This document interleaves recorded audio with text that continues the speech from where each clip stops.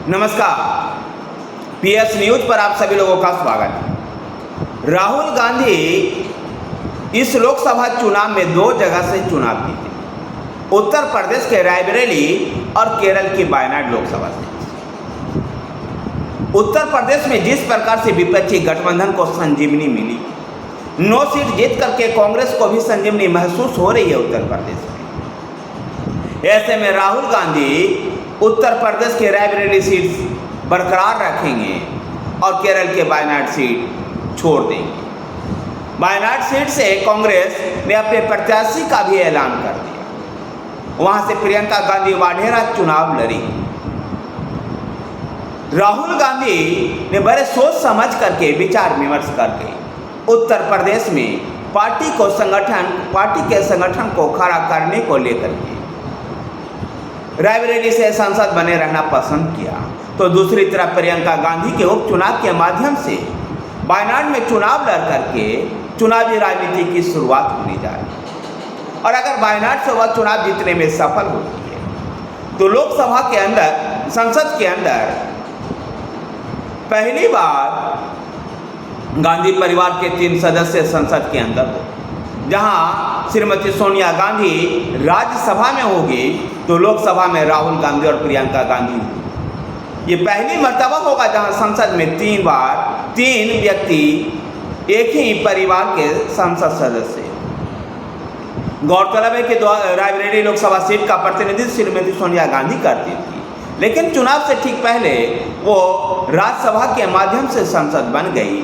अपनी गिरती हुई स्वास्थ्य के वजह से और बढ़ती हुई उम्र का हवाला देते हुए श्रीमती सोनिया गांधी ने चुनावी राजनीति से दूरी बनाई। रायबरेली लोकसभा सीट पर लंबी जद्दोजहद के बाद राहुल गांधी को चुनाव मैदान में उतारा, जहां राहुल गांधी ने चुनाव जीतने में सफलता भी अर्जित की। राहुल गांधी के चुनाव जीतने के बाद एक लोकसभा सीट छोड़ना था, या तो वो वायनाड छोड़ते या रायबरेली। ऐसे में राहुल गांधी ने फैसला किया रायबरेली लोकसभा सीट अपने पास बरकरार रखने का और केरल के वायनाड सीट छोड़ने का। अब वायनाड में उपचुनाव होगा। उपचुनाव में प्रियंका गांधी वाढेरा कांग्रेस के उम्मीदवार को। देखना ये दिलचस्प होगा कि केरल के लोग क्या गांधी परिवार के नाम पर प्रियंका गांधी वाढेरा को भी उसी तरह का समर्थन देते हैं जिस प्रकार को राहुल गांधी को 2019 और 2024 के चुनाव में मिला। गौरतलब है कि 2024 के लोकसभा चुनाव में राहुल गांधी के सामने कम्युनिस्ट पार्टी के सीपीआई के एनी राजा चुनाव मैदान में थे, तो भारतीय जनता पार्टी के सुरेंद्रन भी चुनाव मैदान में थे। लेकिन मुख्य मुकाबला कम्युनिस्ट पार्टी, सीपीआई और कांग्रेस के नेता राहुल गांधी और सीपीआई के एनी राजा के बीच में। अब सीपीआई किसको उम्मीदवार बनाती है वायनाड से, ये देखना एक दिलचस्प होगा। क्या वायनाड में फिर से एनी राजा चुनाव मैदान में उतरेगी? भारतीय जनता पार्टी को भी अपने वोट प्रतिशत में इजाफा करने का एक अच्छा मौका है। देखना दिलचस्प होगा कि भारतीय जनता पार्टी भी किसको प्रत्याशी बनाती है। इस बात पर भी सबकी नज़र होगी कि क्या केरल के वायनाड की जनता राहुल गांधी की तरह ही प्रियंका गांधी को समर्थन करेगी या नहीं। प्रियंका गांधी की भी ये चुनावी राजनीति का पहला चुनाव है। यद्यपि वो रायबरेली में श्रीमती सोनिया गांधी के लिए एक्टिव रहा करती थी। पिछले कई सालों से कांग्रेस के महासचिव बन करके सक्रिय राजनीति में लगातार योगदान दे रही है और उत्तर प्रदेश में पार्टी संगठन को खड़ा करने का भी प्रयास कर रही है। 2022 के विधानसभा चुनाव में भी उत्तर प्रदेश विधानसभा चुनाव में कांग्रेस का फेस बन करके चुनाव लड़ी थी। यद्यपि उसमें भारतीय जनता पार्टी, उसमें कांग्रेस पार्टी को कोई सफलता अर्जित नहीं हो पाया। देखना दिलचस्प होगा कि प्रियंका गांधी चुनावी राजनीति में कितना कारगर साबित हो पाती। लेकिन कांग्रेस की रणनीति चुनाव से पूर्व ही ऐसा दिखाई दिया था और ऐसा लग रहा था कि राहुल गांधी वायनाड को बरकरार रखेंगे और रायबरेली सीट को छोड़ेंगे, लेकिन उन्होंने फैसला किया वायनाड सीट छोड़ने का। अब वायनाड की जनता क्या प्रियंका गांधी वाढेरा को चुनाव जिताती है या नहीं, ये तो वहाँ की जनता पर निर्भर करेगा। राहुल गांधी नेता प्रतिपक्ष बनने के दौर में भी शामिल है। कांग्रेस के संसदीय दल की बैठक में कांग्रेस के तमाम नेताओं ने ये राहुल गांधी से आग्रह किया है कि जिस प्रकार से उन्होंने मोदी सरकार के खिलाफ एक विपक्ष की आवाज़ बने हैं, ऐसे में विपक्ष की आवाज़ को और धार देने के लिए लोकसभा में नेता प्रतिपक्ष की जिम्मेवारियों को संभालें।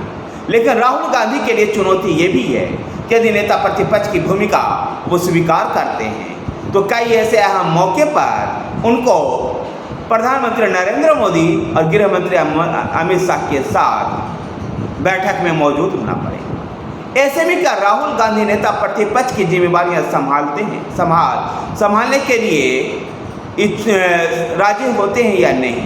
अगर राहुल गांधी नेता प्रतिपक्ष की जिम्मेवारियां अगर नहीं संभाले तो ऐसे में गौरव भाटिया का नाम प्रमुख रूप से चल रहा है। यद्यपि पार्टी में शशि थरूर जैसे अनुभवी नेता भी शामिल हैं और देखना दिलचस्प होगा कि कांग्रेस पार्टी आखिर नेता प्रतिपक्ष की जिम्मेवारी किसको सौंपेगी। उधर संसदीय मंत्री किरण रिजिजू ने संसद को सुचारू संचालन को लेकर के कांग्रेस अध्यक्ष मल्लिकार्जुन खड़गे से भी मुलाकात की और ऐसा माना जा रहा है कि आगामी जो संसद सत्र का जो शुरुआत होने वाली है, इन संसद सत्र में जहां सभी नवनिर्वाचित सांसदों का शपथ ग्रहण होगा, वहीं लोकसभा के अध्यक्ष का चुनाव होगा, फिर राष्ट्रपति द्रौपदी मुर्मू का संसद के संयुक्त अधिवेशन में संबोधन भी होगा। ऐसे में नई सरकार की रूपरेखा को लेकर के संसद को सुचारू रूप से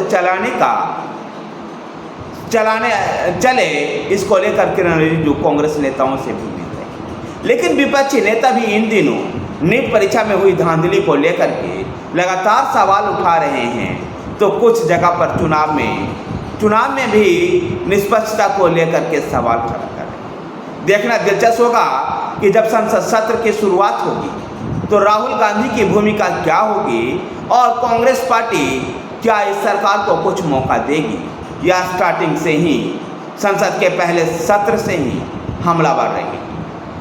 राहुल गांधी के बारे में ऐसा लगता नहीं है कि वो नेता प्रतिपक्ष की जिम्मेवारियों को स्वीकार करें। अगर नेता प्रतिपक्ष की जिम्मेवारियां नहीं स्वीकार करेंगे तो राहुल गांधी आने वाले दिनों में संगठन को मजबूत करने को लेकर उत्तर प्रदेश बिहार में कई ऐसे राजनीतिक यात्राओं की शुरुआत कर सकते हैं।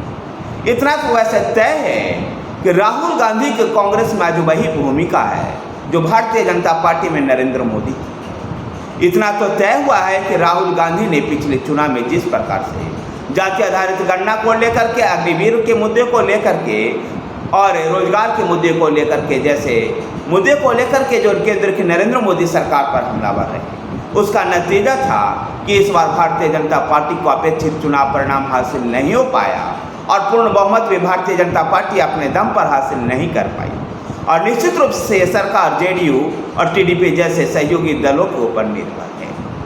धन्यवाद साथियों, वीडियो को लाइक कीजिए, शेयर कीजिए, हमारे साथ बने रहने के लिए हमारे चैनल PS न्यूज़ को सब्सक्राइब कीजिए। धन्यवाद।